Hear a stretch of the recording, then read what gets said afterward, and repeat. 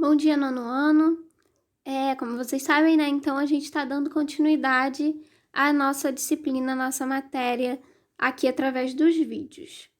Na semana passada eu postei o vídeo falando sobre desenho, dando continuidade que a gente estava falando sobre desenho lá no capítulo 1. Falei bastante sobre desenho animado e vários tipos de animação. Mostrei alguns exemplos de como que é feito, os storyboards, o stop motion também, mostrei alguns exemplos. E agora a gente vai entrar num outro capítulo, no capítulo 2, que a gente vai falar sobre a pintura. Então, assim, a gente falou sobre desenho, falou sobre a importância, né, falou sobre esboço também, e agora a gente vai focar na parte da pintura. O livro de vocês, ele traz essa definição de pintura, que é a aplicação de pigmentos coloridos em um plano. E ele traz 3 exemplos, né, de tipo de tinta, na verdade, de tipo de tinta, de técnica e de tinta que pode ser utilizada. Então, a gente tem, por exemplo, a pintura a óleo, que ela usa um pigmento que precisa ser diluído no solvente, porque como a gente diz, né, a óleo não dá para dissolver na água. Então, a gente precisa de um solvente para poder fazer ela render mais também, porque é uma tinta muito cara.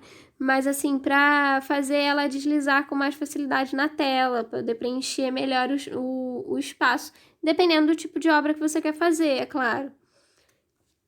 A outra que ele mostra, porque ele destaca, né, é a pintura de mural, que é a pintura feita diretamente na parede.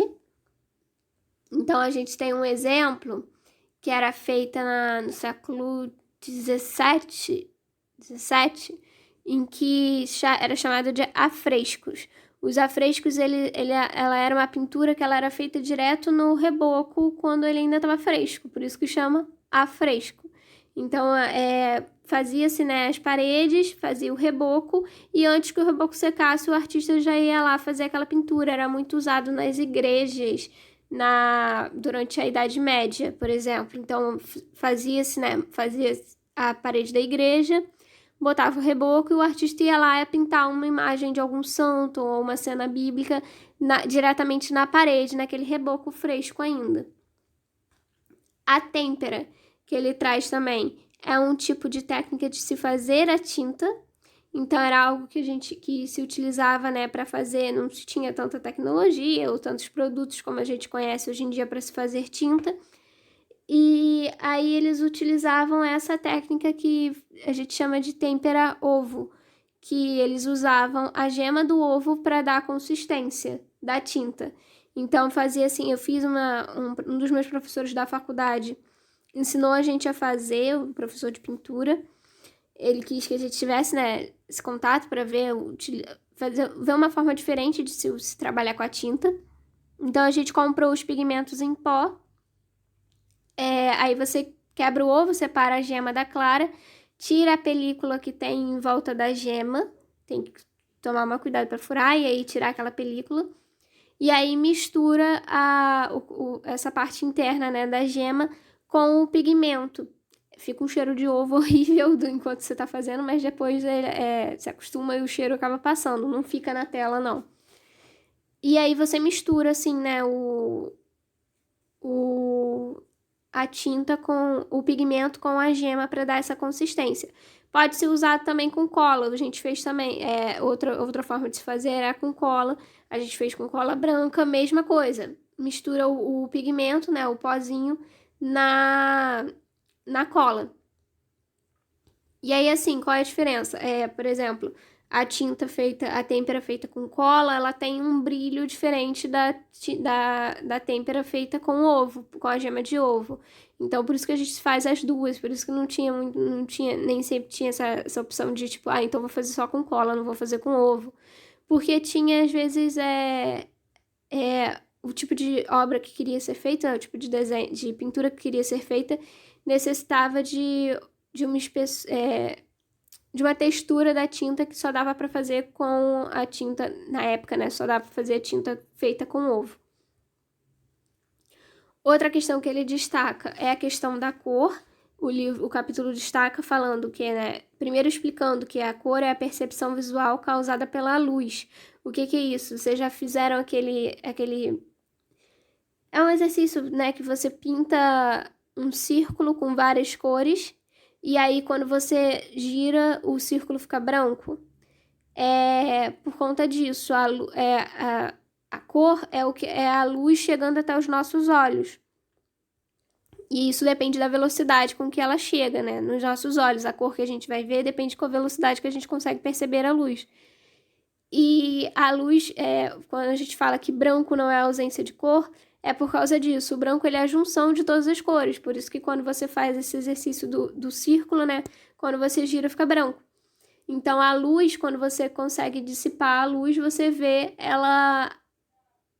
todas as cores se dissipando, né? Como se fosse o arco-íris mesmo. Então, ela se dissipa a luz do sol se dissipa na água da chuva e faz o efeito do arco-íris. Então, a gente tem esse efeito que dá para fazer com lâmpada também, com aquele reflexo que a gente vê no CD também. É essa ideia da luz se dissipando e a gente conseguindo observar as cores.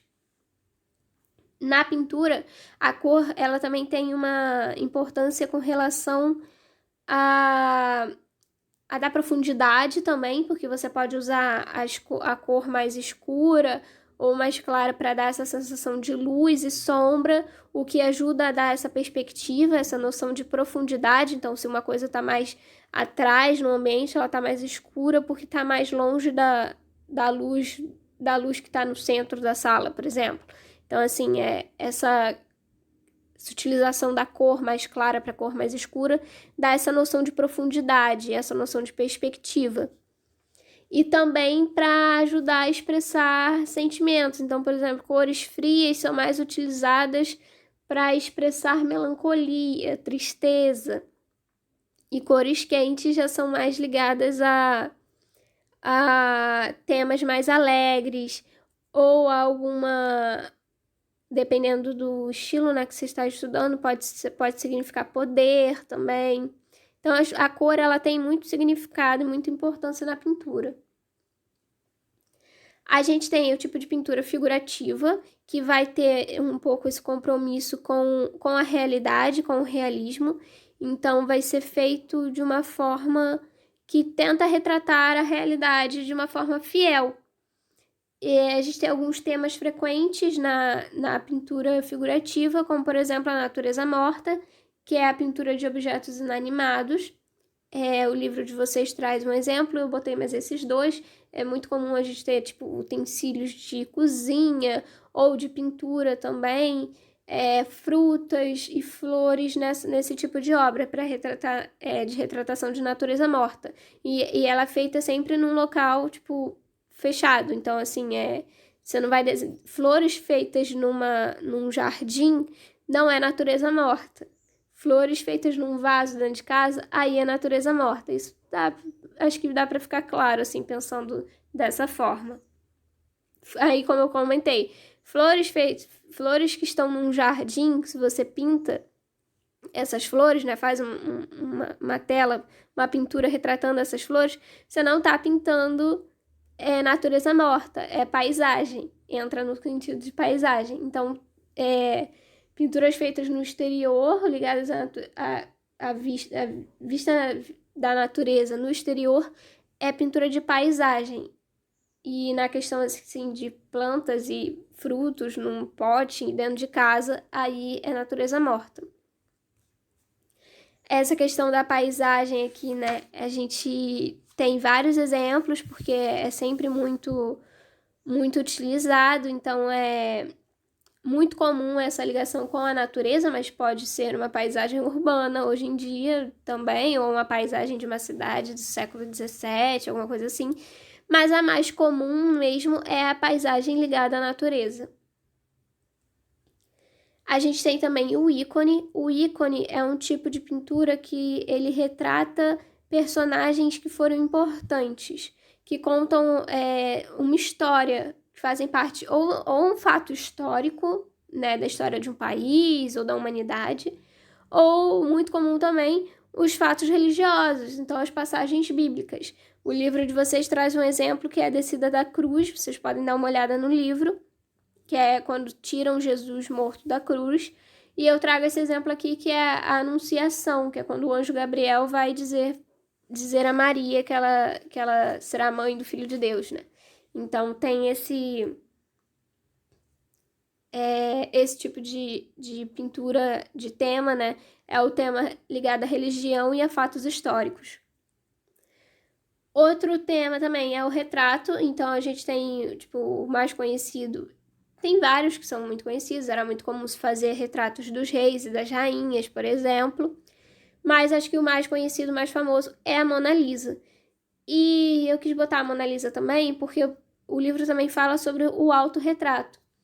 E a Mona Lisa tem uma história que se conta, que tem uns estudos que são feitos que parece que a Mona Lisa, na verdade, ela era o Leonardo da Vinci.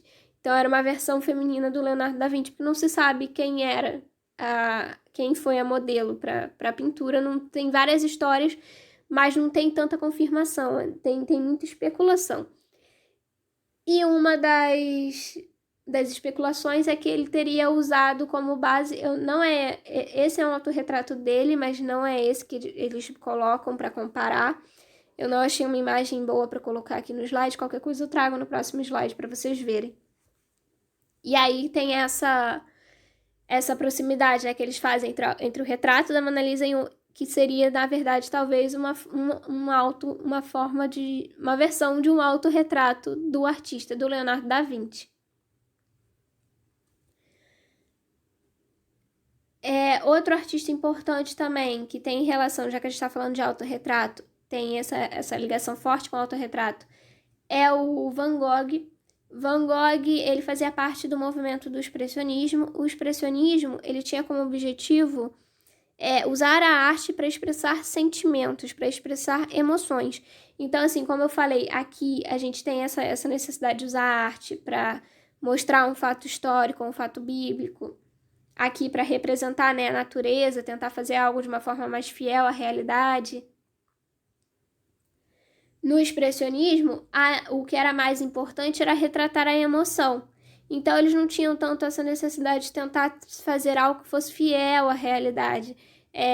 Até era mais importante era representar essa emoção, representar os sentimentos.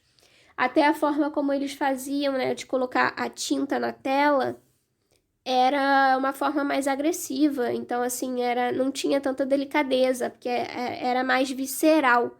Era mais ligada à emoção, não tanto à razão de se fazer algo tecnicamente correto, lá com as perspectivas e com a proporção certinha. Era mais ligada à emoção. Eu quis trazer esses dois autorretratos dele, porque a gente vai falar um pouco sobre a questão psicológica na obra dele, e o Van Gogh, ele sofria de uma depressão muito forte. E em um determinado momento, ele se matou, né? E em uma dessas crises, antes dele se matar, ele chegou ao ponto de cortar a própria orelha. Então, nós temos esses dois autorretratos dele. Esse daqui antes dessa crise, acho que é mais pro começo da carreira dele, se eu não me engano, não lembro agora o ano. Esse que ele tá de barba, que é um autorretrato muito conhecido dele.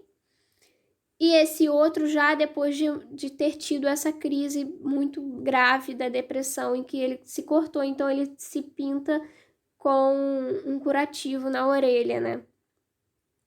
E aí tem esses dois autorretratos. Outra obra dele que que é interessante a gente observar é essa daqui, que é o Campo de Trigo com Corvos. Ela foi a última obra que ele fez, ela foi feita, né, segundo os dados, foi finalizada na semana que ele morreu. E alguns estudiosos, né, analisam essa obra como uma representação de todo o momento que ele estava vivendo, já que ele se matou, como eu comentei, e ele termina essa obra um pouco antes disso. Alguns dizem até que foi enquanto ele estava finalizando que ele se mata, mas não tem dados que provem. Mas aí, na hora de analisar, né, essa pintura, os estudiosos, eles destacam muito como parece retratar esse momento que ele estava vivendo. Então, eles destacam essa questão do céu ser muito escuro, ter esse aspecto meio ameaçador, E o próprio corvo em si, ele é um símbolo de mau presságio, ele é um símbolo ligado à morte na pintura. Eles falam também a questão, são 3 caminhos, né, que a gente tem aberto nesse campo de trigo, que não tem um final, não se sabe aonde vai dar. Então, meio que essa obra é muito importante, muito característica, porque representa esse momento muito pesado, né? Muito triste da vida do artista. E a gente consegue ver como ele se utilizou da pintura para retratar esses sentimentos. Outra coisa que eu quis trazer para vocês, ainda com relação a Van Gogh, é como a gente falou de animação de filme, né? De desenho animado no outro vídeo. Eu quis trazer esse filme que foi feito em 2017, que foi feito a partir de pinturas. Então, assim, eles quiseram fazer um filme que contasse a história de Van Gogh, mas eles se utilizaram de uma técnica de pintura que representasse o estilo do artista. Então, é todo feito como se fosse pintado pelo próprio artista.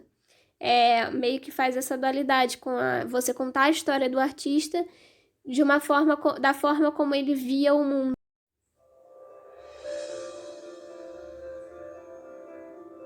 Vincent van Gogh killed himself? How does a man go from calm to suicidal in 6 weeks? Vincent left this letter. Theo van Gogh.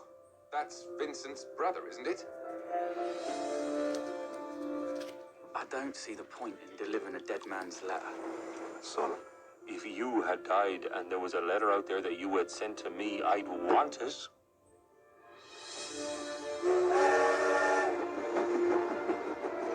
So, what brings you to over? I want to do something for Vincent. You're not going to stir things up again, are you? You've had quite enough weeping over that nutcase. His neighbors and the police and the whole town against an ill man. Vincent, what have you done? We all knew something was very wrong. Vincent!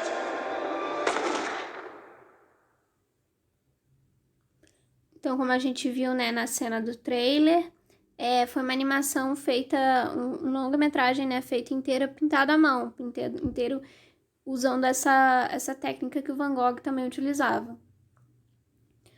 Outra questão da arte também, outro tipo de arte, né, a arte abstrata, que o livro traz pra gente e coloca como eu falei, que a figurativa, ela tem esse compromisso com a realidade.